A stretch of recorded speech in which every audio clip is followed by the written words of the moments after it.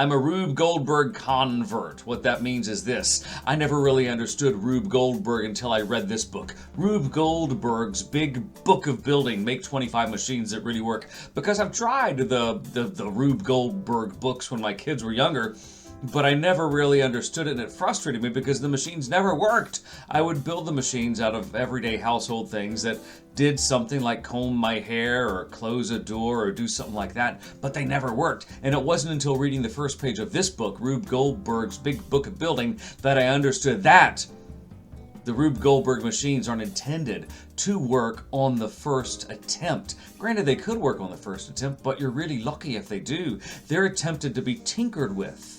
And I never really understood that. And after reading the first page of this book, you understand the fun and the genius that kids can have in making our Rube Goldberg machines. I was about to say RGB machines, but that would have been too much like Ruth Bader Ginsburg, and that's a different story. This book is fabulous because also it combines 25 projects that are actually doable with stuff you have in the house. You don't need to have a 12-inch screw from Switzerland that can do this or that. It's 25 items that you have in the house, and you can do it. Plus the projects in the book, they're listed from easy to hard, from the number of steps. And that's the other thing that always frustrated me with Rube Goldberg books is that I wanted a simple thing to do, but you go in there and it's 15 steps.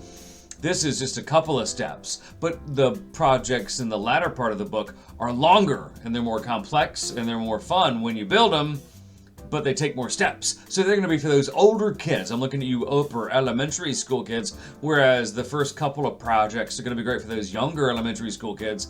But it's fun, it's stupid, and the other thing that's great about this book is the illustrations. You get how funny it is. It's a funny book just to look at from a cartoon perspective. And I never knew that Rube Goldberg, this is so silly to say, but you got to say it because it's like the truth detector here. Rube Goldberg was a real person. I never knew that. Rube Goldberg was an inventor, an engineer, who kind of went to engineering school, then dropped out to become a cartoonist. And by the time he was 50 years old, his name was in the dictionary as an adjective. And as I was reading this book thinking, how has a book this great never been made into a movie about this cat's life?